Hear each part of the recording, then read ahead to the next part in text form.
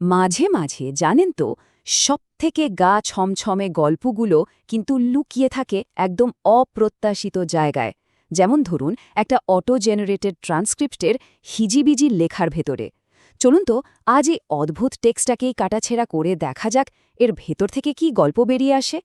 তো আমাদের এই পুরো ব্যাপারটার শুরুই হচ্ছে একটা খুব অদ্ভুত লাইন দিয়ে। ট্রান্সক্রিপ্টটা হিন্দিতে লেখা, আর সেখানেই আছে রাত্রি কো ক্যা প্রবলেম, মানে রাতে সমস্যাটা কোথায়। ভাবুন তো একবার, শুধু এই একটা প্রশ্নই কেমন যেন একটা অজানা ভয়ে ধরিয়ে দেয়, তাই না? আচ্ছা চলুন তো দেখি গল্পটার শুরুটা ঠিক কেমন ছিল। ট্রান্সক্রিপ্ট দেখে যা বোঝা যাচ্ছে, শুরুটা কিন্তু ছিল একদম সাদামাটা একটা প্ল্যান দিয়ে।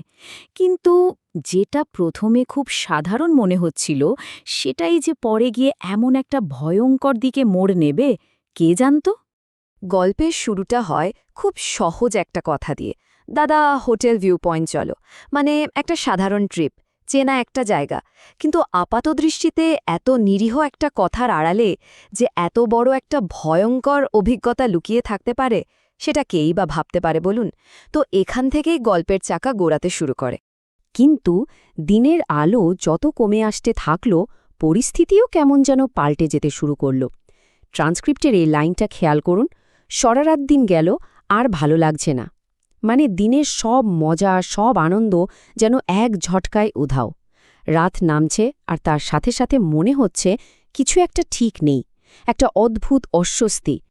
আর এরপরই গল্পটা দিনের আলো ছেড়ে ঢুকে পড়ে রাতের গভীরে। যাত্রা শুরু হয়, আর তার সাথে সাথেই ঘনিয়ে আসতে থাকে আসল বিপদ। দেখুন পরিস্থিতিটা কিভাবে ধাপে ধাপে আরও জটিল হচ্ছে। স্টেপ 1, একটা সাধারণ প্ল্যান ছিল ভিউ পয়েন্টে যাওয়ার। স্টেপ 2, তারা এখন রাতের অন্ধকারে একটা পাহাড়ি রাস্তায়। আর স্টেপ 3, আসল সমস্যাটা, গাড়িটাই বিগড়ে গেল। বুঝতেই পারছেন টেনশনটা কিভাবে বাড়ছে। আর ঠিক তখনই ট্রান্সক্রিপ্টের এই লাইনটা যেন ভয়টাকে একেবারে সত্যি করে দেয়। গাড়ি বি তো হোগা হে নেহি, মানে গাড়িটা তো চলছেই না। ব্যাস, এই একটা কথাতেই সব পরিষ্কার, তারা ফেসে গেছে একেবারে মাঝ রাস্তায়, একটা অন্ধকার নির্জন পাহাড়ি রাস্তায়। তো যখন তারা ওই অন্ধকারের মধ্যে আটকে আছে, ঠিক সেই সময় গল্পে এন্ট্রি হয় একটা নতুন রহস্যময় চরিত্রের। কেউ একজন এগিয়ে আসছে। কে সে? তার কাছে কি কোনো সমাধান আছে, নাকি সে বয়ে আনছে আরও ভয়ঙ্কর কোনো সতর্ক বার্তা?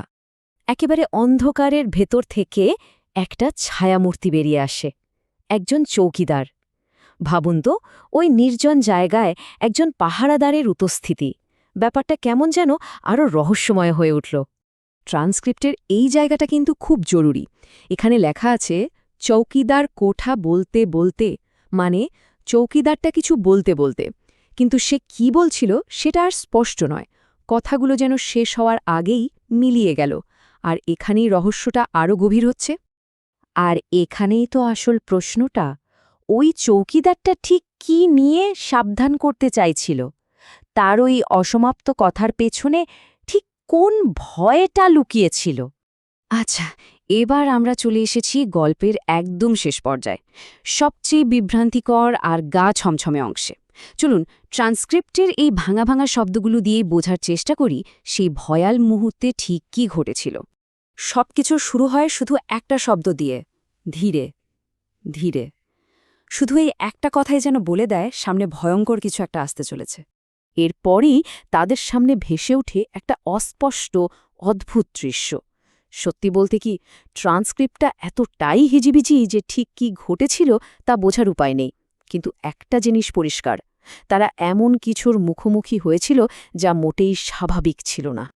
আর গল্পের একদম শেষে এসে আমরা পাই এই অদ্ভুত শব্দটা, অর্গ্যানাস কেমিস্ট্রি। কি এর মানে? এটা কি সেফ একটা ট্রান্সক্রিপশন এরর, নাকি এর পেছনে লুকিয়ে আছে অন্য কোনো ভয়ঙ্কর সংকেত? এই অর্থহীন শব্দটার মধ্যেই কি লুকিয়ে আছে সেই রাতের আসল সত্যিটা? তাহলে শেষ পর্যন্ত প্রশ্নটা কিন্তু একটাই, এটা কি যন্ত্রের ভেতরে থাকা কোনো ভূত, নাকি যন্ত্রটাই আসলে ভূত দেখছিল? কে জানে। এই রহস্যের উত্তরটা হয়তো এই ভাঙা ট্রান্সক্রিপ্টের মধ্যেই চিরকালের জন্য চাপা পড়ে থাকবে।